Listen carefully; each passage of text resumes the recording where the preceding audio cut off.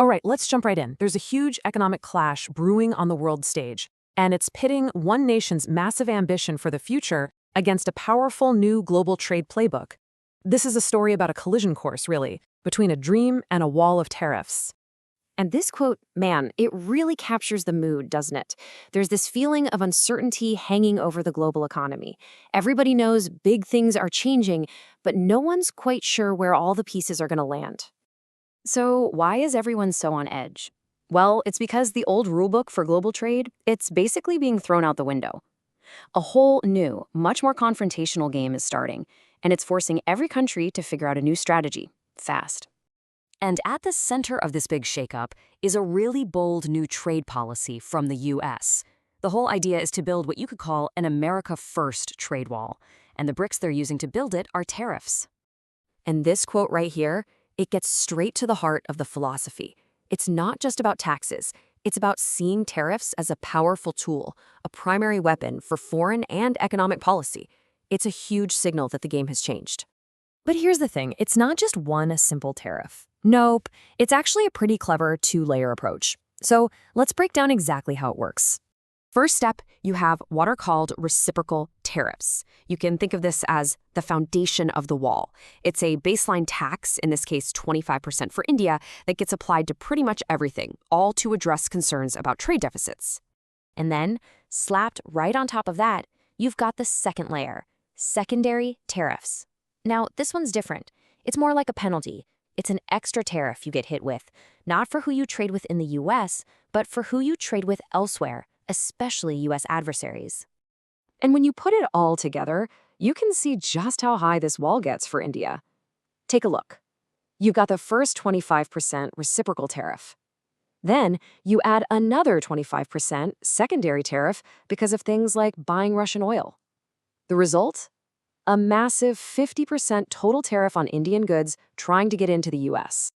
Okay, so you've got this tariff wall going up on one side. But here's the other half of the story.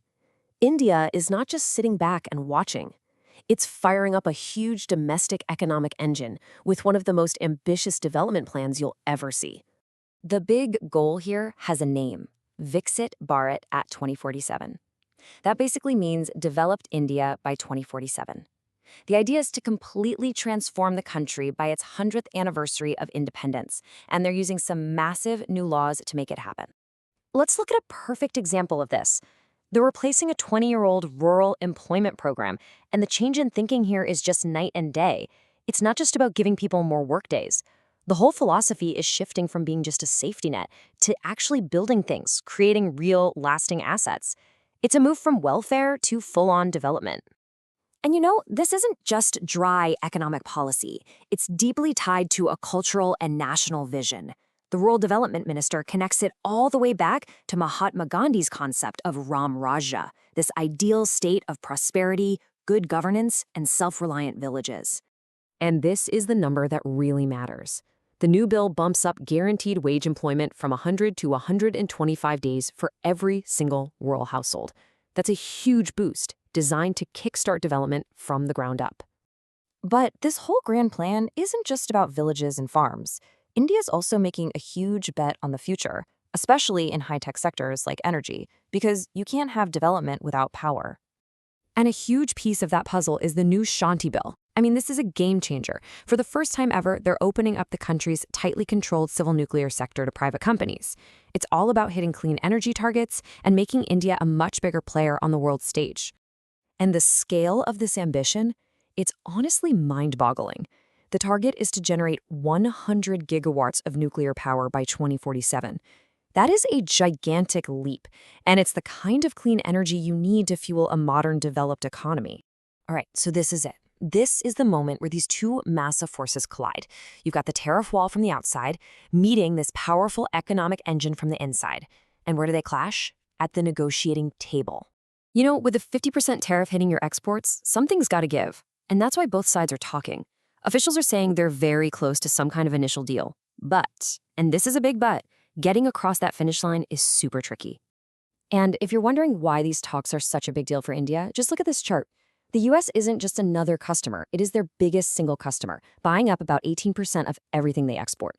You just can't replace that easily. So what's the holdup? Well, it really boils down to one thing: farming. The U.S. wants India to lower taxes on its agricultural products, things like almonds and corn, to give its farmers more access. But India is pushing back hard, saying it has to protect its own farmers and small businesses. And all of this brings us to the big picture, right? India's journey to 2047 isn't going to be a simple, straight road. The country's economy is truly at a crossroads, caught between this incredible internal drive and some really powerful external headwinds. Which leaves us with the one question that really matters.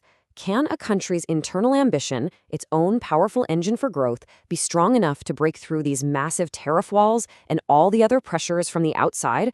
Honestly, the jury's still out on that one. So what do you think? What's the path forward here? Drop your thoughts in the comments below. We'd love to hear from you.